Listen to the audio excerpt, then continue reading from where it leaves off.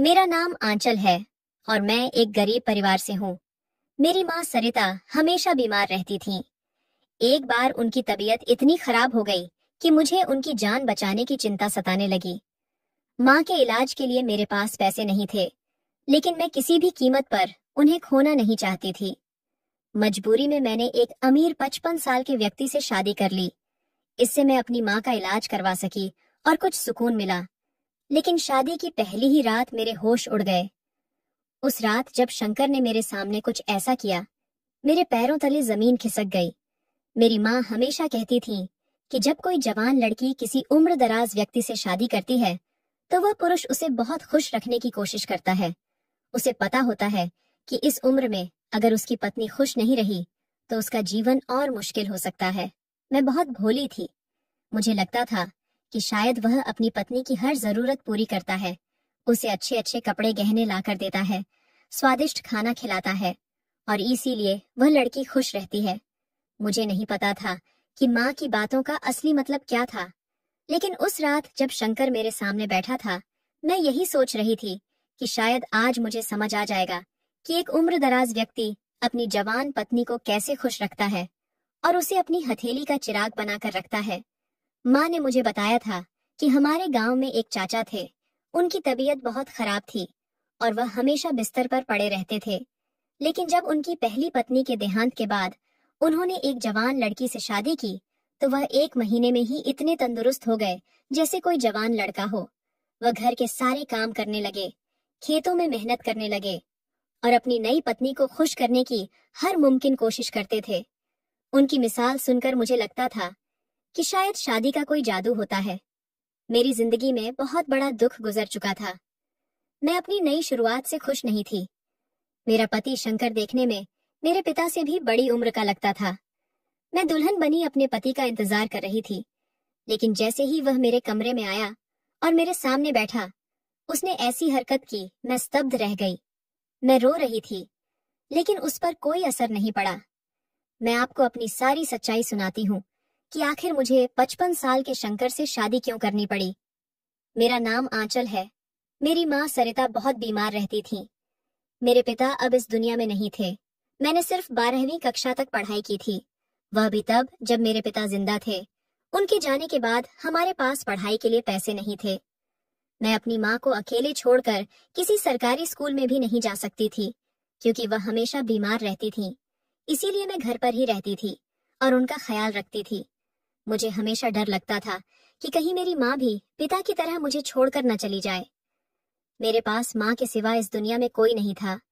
मुझे कपड़े सिलने का काम आता था, इसलिए मैं सिलाई करके घर का गुजारा करती थी। मेरी माँ की उम्र ज्यादा नहीं थी। वह उस समय 38 साल की थी। मैं 19 साल की थी। मेरी माँ की शादी भी कम उम्र में हो गई थी। हमारे गांव में लोग मेरी माँ को सलाह देते थे कि वह दूसरी शादी कर लें। कहते, सरिता अभी तुम्हारी उम्र है, अगर तुम दूसरी शादी कर लोगी तो तुम्हारी जिंदगी बदल जाएगी। आंचल की भी शादी हो जाएगी, फिर तुम अकेली रह जाओगी। अकेले रहने से तुम और बीमार पड़ जाओगी। कुछ औरतें तो यह भी कहती थीं, शादी कर लो सरिता, विश्वास करो, तुम्हारी सारी बीमारियां छू मंतर हो जाएंगी। इन बातों को सुनकर मैं अपनी माँ के पास गई और पूछा, मम्मी, ये औरतें ऐसा क्यों कह रही हैं कि शादी करने से आप ठीक हो जाएंगी? एक औरत ने तो यह भी कहा था। सरिता, मुझे लगता है तुम्हें कोई बीमारी नहीं है, तुम तो बस तन्हाई के गम में बीमार पड़ गई हो। जब मैंने माँ से ये सारी बातें पूछी तो उन्होंने कहा, बेटी, मुझे नहीं पता, ये दुनिया बहुत बुरी है। यहाँ अजीब अजीब लोग रहते हैं जिनके दिमाग में गंदी बातें भरी होती हैं। वे कभी दूसरों का भला नहीं सोचते, हमेशा अपने फायदे की सोचते हैं। तुम इन लोगों की बातों पर ध्यान मत दो, ज्यादा सोचने की जरूरत नहीं है। ये लोग उल्टी सीधी बातें करते हैं। हमारे गांव में एक लड़का था, अमर। वह बहुत अजीब हरकतें करता था।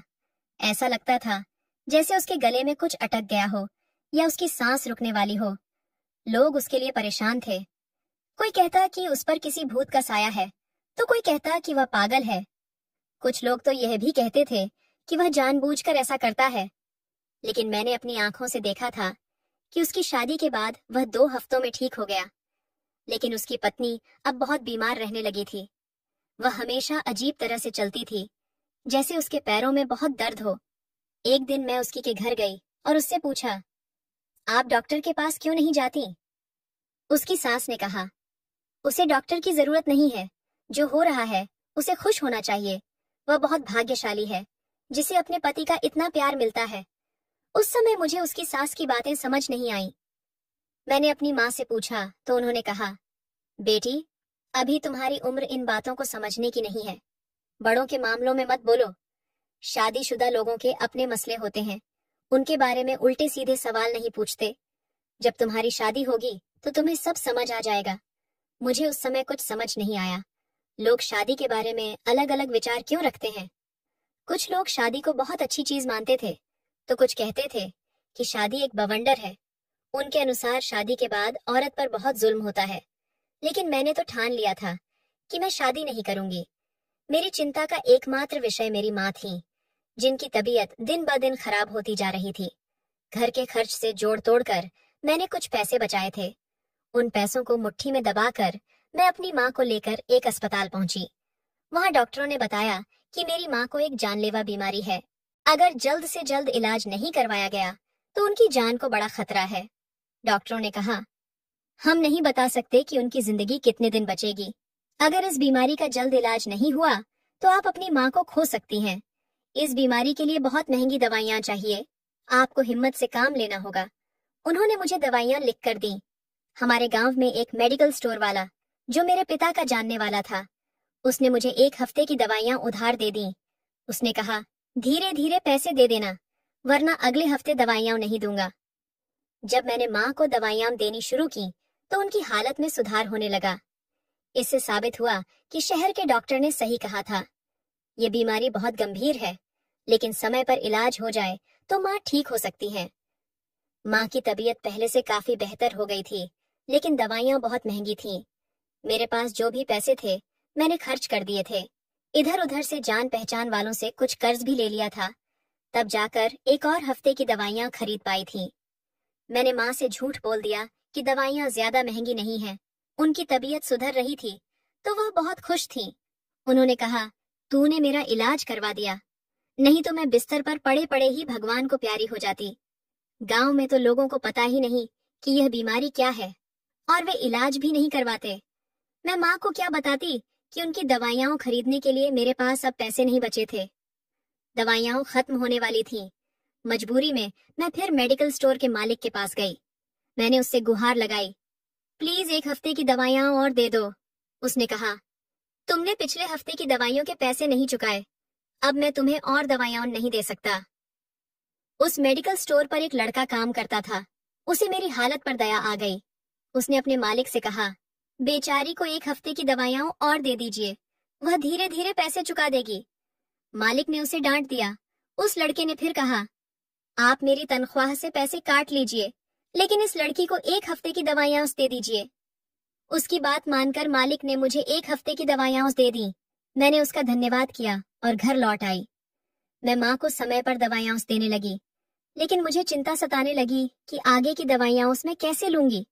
वो लड़का मुझे अब आते जाते रास्ते में मिलने लगा। वह हमेशा मेरी तरफ घूरता रहता था।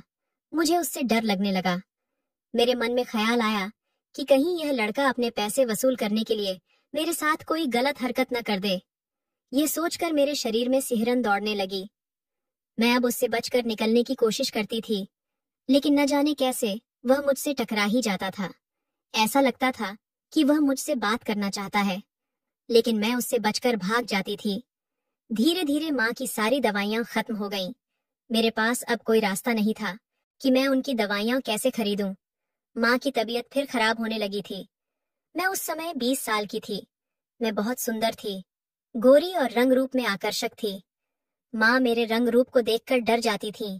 वह कहती थी, पता नहीं मेरे बाद तेरा क्या होगा। लोग तुझसे जल सकते हैं, लेकिन मैं अपनी माँ को मरते नहीं देख सकती थी। मजबूरी में मैं फिर मेडिकल स्टोर गई। मैंने ठान लिया था कि किसी भी कीमत पर दवाइयाँ लेकर आऊंगी, लेकिन उसने मुझे दवाइयाँ देने से मना कर दिया। उस दिन वो लड़का भी वहां नहीं था। मैं सुरेश के सामने गिड़गिड़ाने लगी। मेरी आंखों में आंसू आ गए। तभी वहां एक 50 साल का व्यक्ति खड़ा था। मुझे रोता देखकर वह मेरे पास आया और बोला, बेटी क्या बात है? इतना क्यों रो रही हो? मैंने कहा, मैं क्या करूं? अगर मेरी माँ को समय पर दवाइयां नहीं मिली तो वह मर जाएंगी। उसने कहा, तुम चिंता मत करो। उसने मेरी माँ की दवाइयां और मेडिकल स्टोर के पिछले बकाया पैसे चुका दिए। मैंने उसका धन्यवाद किया और पूछा, आपने मेरे लिए इतना सब क्यों किया? वह मेरे शरीर को घूरते हुए बोला, मैंने तुम पर कोई एहसान नहीं किया। अगर तुम मेरी एक बात मान लो तो मैं तुम्हारी माँ का पूरा इलाज मुफ्त में करवा सकता हूँ। तुम्हें एक भी पैसा नहीं लौटाना पड़ेगा। अभी तुम घर जाओ और मुझे अपने घर का पता बता दो। मैंने उसे अपने घर का पता बता दिया। घर पहुंचकर मैंने माँ को बताया कि वह बहुत अच्छा इंसान है। उसने मेरी मदद की और सारी दवाइयां मुफ्त में दिलवाईं। उसने आगे भी माँ का इलाज करवाने का वादा किया है। ये सुनकर माँ बिल्कुल खुश नहीं दिखी। अगले ही दिन वो आदमी हमारे घर आया। पता नहीं वह माँ से क्या बातें करता रहा। मैं अपने कमरे में चली गई थी। जब वह चला गया तो माँ ने एक ऐसी बात कही जिसे सुनकर मैं हैरान रह गई। उन्होंने कहा, वह व्यक्ति तेरा रिश्ता मांगने आया था। मेरी माँ सरिता ने कहा, उसने तेरी मदद बिना किसी मकसद के नहीं की। वह बहुत अमीर आदमी है, एक बड़ा बिजनेसमैन उसके पास। गाड़ी, बंगला, नौकर चाकर, बैंक बैलेंस सब कुछ है। लेकिन मैं फिर भी नहीं चाहती कि तू उससे रिश्ता करे, क्योंकि वह उम्र में बहुत बड़ा है। मैं खामोश हो गई और सारी रात सोचती रही। लेकिन फिर मैंने फैसला किया कि मैं शंकर से शादी जरूर करूंगी, क्योंकि बिना दौलत के इस दुनिया में जीना आसान नहीं है। जिनके पास पैसे नहीं होते उनके लिए यह दुनिया नरक बन जाती है। और अगर मेरी माँ जिंदा ही नहीं रही तो मुझ जैसी जवान खूबसूरत अकेली लड़की का समाज के गंदे भेड़िए क्या करेंगे? मैं यह अच्छी तरह समझ सकती थी। कम से कम शादी करके मैं इज्जत के साथ तो घर में रह सकती थी और मेरी माँ भी ठीक हो जाती। मैंने माँ को अपना फैसला सुनाया। उन्होंने मुझे बहुत समझाया, ऐसा मत कर, तेरी पूरी जिंदगी बर्बाद हो जाएगी। मैंने माँ को समझाया, मुझे ऐसा ही करना पड़ेगा, मैं मजबूर हूँ। फिर मैंने दर्द भरी मुस्कान के साथ कहा, माँ, आपने ही तो कहा था कि उम्रदराज पुरुष अपनी पत्नी को बहुत खुश रखते हैं, तो आपकी बेटी भी बहुत खुश रहेगी। आप बिल्कुल टेंशन न लें। माँ की आंखों में मजबूरी के आंसू चमकने लगे। वह खामोश हो गई और फिर बहुत सादगी के साथ मैंने शंकर से शादी कर ली। शंकर बहुत खुश था। उसने कहा, तुम मुझे पहली ही नजर में बहुत पसंद आ गई थी। तुम खूबसूरत हो। उसने शादी का सारा खर्च खुद उठाया। शादी ज्यादा धूमधाम से तो नहीं हुई, लेकिन जब मुझे दुल्हन बनाया गया तो मेरे सामने रखे गहनों को देखकर मैं दंग रह गई। शादी के बाद शंकर मुझे विदा करके अपने घर ले गया। मेरी माँ बीमार थी और अकेले घर पर नहीं रह सकती थी, इसलिए शंकर ने मेरी माँ के लिए एक नर्स का इंतजाम कर दिया, जो अब हर समय उनकी देखभाल करती थी और साथ में घर के काम भी करती थी। शंकर ने उसको अच्छी खासी तनख्वाह देने का वादा किया था, लेकिन सख्ती से कहा, अगर कोई गलती हुई तो एक पैसा भी नहीं मिलेगा। इसलिए वो नर्स बहुत मन लगाकर मेरी माँ की सेवा करती थी। शंकर ने कहा था, अगर कोई गलती हुई तो मुझे बर्दाश्त नहीं होगा। मैं दिन ब दिन खुशी महसूस कर रही थी। माँ कहती थी, उम्रदराज पुरुष अपनी जवान पत्नी को बहुत खुश रखते हैं और उनकी बहुत सेवा करते हैं। मैंने कई उदाहरण देखे थे जहाँ खूबसूरत लड़कियां, अगर उनके पति उन्हें प्यार और ख्याल नहीं रखते तो कमजोर और बदसूरत हो जाती थीं। लेकिन बदसूरत लड़कियां भी, अगर उनके पति उन्हें प्यार देते तो फूल की तरह खिल उठती थीं। यही सोचकर मैं अपने दिल को तसल्ली दे रही थी कि मेरा पति उम्रदराज है, तो क्या हुआ, कम से कम वह मेरा ख्याल तो रखेगा। मैं खुद को समझा रही थी, आज मेरी जिंदगी की नई शुरुआत थी। मैं सुहाग की स्टेज पर बैठी अपने पति का इंतजार कर रही थी। जब शंकर मेरे कमरे में आया तो वह कुछ परेशान सा लग रहा था। मैंने अपनी ससुराल में कोई मेहमान नहीं देखा था। ऐसा लगता था कि उसने किसी को बुलाया ही नहीं। मैंने पूछा, आपको क्या परेशानी है? उसने कहा, नहीं, मैं परेशान नहीं हूँ। फिर उसने मुझे मुंह दिखाई का गिफ्ट दिया, एक हीरे का हार जो इतना सुंदर था कि मैं उसे देखकर दंग रह गई। मैंने कहा, इतना महंगा गिफ्ट देने की क्या जरूरत थी? उसने कहा, यह तो तुम्हारे लिए है। आज से तुम मेरे लिए सबसे कीमती हो। मेरा सब कुछ तुम्हारा है। मैं पूरी कोशिश करूंगा कि तुम्हें दुनिया की हर सुख सुविधा मिले। उसकी बातें सुनकर मैं बहुत खुश हो गई। मैंने उत्साह के साथ पूछा, क्या आप मेरी माँ का भी ख्याल रखेंगे? उसने कहा, हाँ, मैं तुम्हारी माँ का भी ख्याल रखूंगा। वे बिल्कुल ठीक हो जाएंगी। फिर उसने बताया, तुमसे पहले मैंने 2 बार शादी की थी। मैंने पूछा, तो आपकी दोनों पत्नियां कहाँ हैं? उसने कहा, वे अब मेरी जिंदगी में नहीं है, वे इस दुनिया में ही नहीं है। मैंने पूछा, क्यों? क्या उन्हें कोई बीमारी थी? उसने इस सवाल पर बहाने बनाए और कहा, तुम्हें क्या लगता है, लोग सिर्फ बीमारी से ही मरते हैं? कभी कभी लोगों को उनके किए की सजा भी मिलती है। मुझे उसकी गोल मटोल बातें समझ नहीं आई कि वह आखिर क्या कहना चाहता है। फिर उसने मेरा हाथ पकड़ा और बोला, तुम बहुत खूबसूरत हो, लेकिन मैं चाहता हूँ कि तुम समझदार भी बनो और मेरे साथ वफादार रहो। मैंने कहा, मैं पूरी कोशिश करूंगी, वैसे भी समाज ने मुझे इतनी समझदारी तो सिखा ही दी है। उसने कहा, तुम्हारी समझदारी भी देख लेंगे। थोड़ी देर बाद मेरा पति कमरे से बाहर चला गया। मैं हैरान थी कि वह बाहर क्यों गया। मैं बेड पर टेक लगाकर उसका इंतजार करने लगी। तभी कमरे में एक जवान और आकर्षक लड़का दाखिल हुआ। मैं थोड़ा हैरान हुई कि यह मेरे कमरे में क्यों आया। उसने आते ही बहुत सम्मान के साथ मुझे नमस्ते किया और कहा, भाभी, मैं आपका छोटा देवर हूँ। आप तो बहुत खूबसूरत हैं, आप बहुत अच्छी लग रही हैं। मैंने सोचा ये मेरा देवर है, तो मुझे इसके साथ सम्मान से पेश आना चाहिए, कहीं मेरे पति को बुरा न लग जाए। अगर मैं इसके साथ बदतमीजी करूंगी या अच्छे से पेश नहीं आऊंगी तो शंकर नाराज हो सकता है। इस समय मैं कोई रिस्क नहीं लेना चाहती थी, क्योंकि मेरी माँ का इलाज चल रहा था और वह शंकर ही करवा रहा था।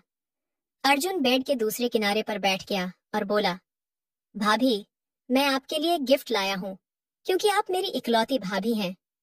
मैंने कहा, बहुत बहुत धन्यवाद। अर्जुन ने कहा, मैं ये अंगूठी आपकी उंगली में पहनाना चाहता हूँ। मैं थोड़ा हैरान होकर उसे देखने लगी। उसने कहा, चिंता न करें, मैं बस इस अंगूठी को पहनाने जा रहा हूँ। उसके शब्दों में कुछ अजीब सा एहसास था जो मुझे समझ नहीं आ रहा था। मैंने न चाहते हुए भी उसकी तरफ अपना हाथ बढ़ा दिया। उसने मेरा हाथ पकड़ लिया और बोला, भाभी, आप तो बहुत खूबसूरत हैं। आपके हाथ इतने नरम और नाजुक हैं। आप कितनी कम उम्र की हैं, एकदम गुड़िया सी लगती हैं। मैं आपकी तारीफ कर रहा हूँ, आपको बुरा तो नहीं लग रहा?